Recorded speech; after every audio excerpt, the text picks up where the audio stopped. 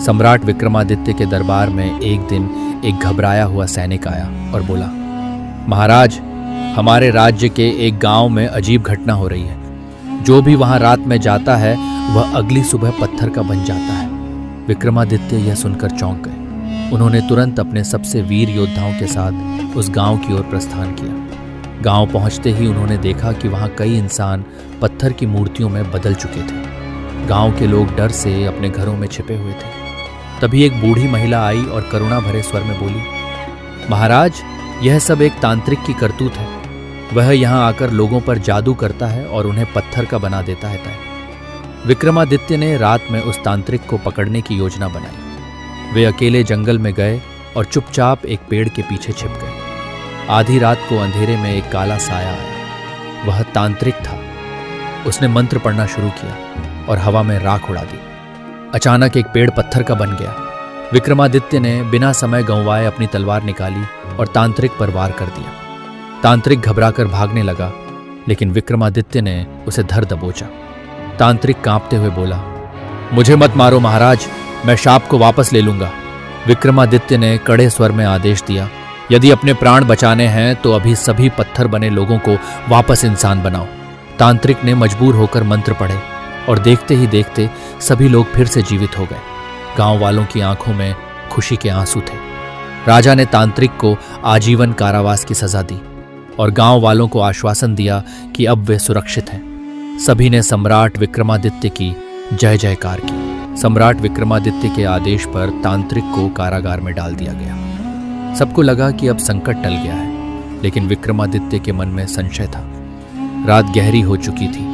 महल में सब कुछ शांत था, लेकिन तभी विक्रमादित्य के कक्ष की जलती हुई दीपमालाएं अचानक बुझ गईं। ठंडी हवा का एक तेज झोंका आया और कमरे में अंधेरा छा गया। अचानक एक रहस्यमयी आवाज गूंजी, सम्राट, तुमने जिसे बंदी बनाया वह केवल एक मोहरा था।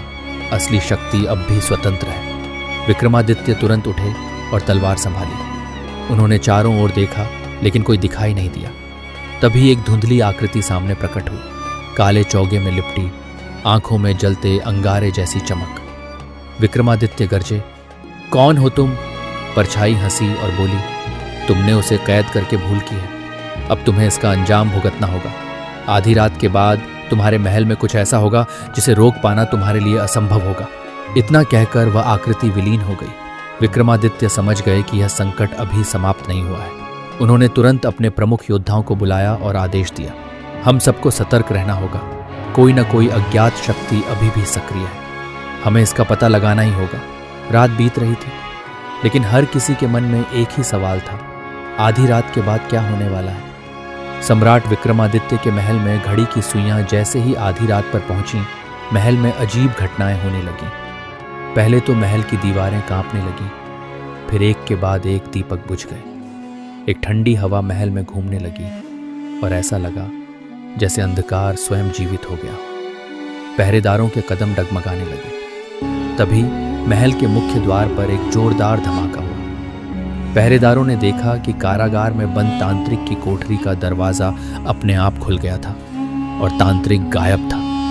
राजपुरोहित घबराकर बोले, महाराज, यह साधारण तंत्र नहीं है, यह किसी महाशक्ति का संकेत है। विक्रमादित्य ने बिना विलंब किए अपनी तलवार उठाई और अपने सबसे वीर योद्धाओं के साथ कारागार की ओर दौड़े। वहां पहुंचते ही उन्होंने देखा तांत्रिक अब पहले जैसा नहीं रहा था। उसकी आंखें रक्तवर्ण हो चुकी थीं, उसका शरीर हवा में तैर रहा था और उसके चारों ओर एक काला धुआं मंडरा रहा था। उसके चेहरे पर एक शैतानी हंसी थी। तांत्रिक गर्जा, सम्राट, तुमने सोचा कि मुझे कैद कर लोगे। मैं तो सिर्फ एक माध्यम था। असली शक्ति तो अब आ रही है और वह तुम्हारे पूरे राज्य को निगल जाएगी। इतना कहकर तांत्रिक ने जमीन पर एक त्रिभुजाकार चिन्ह बनाया और मंत्र पढ़ने लगा।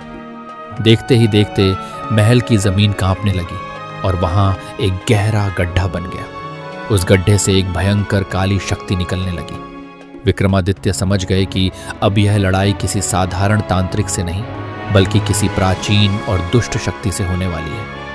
विक्रमादित्य गरजे, सब योद्धा तैयार हो जाओ, अब इस अंधकार को हमेशा के लिए समाप्त करना होगा। क्या विक्रमादित्य इस अज्ञात शक्ति को रोक पाएंगे या उनका राज्य विनाश के कगार पर आ जाएगा?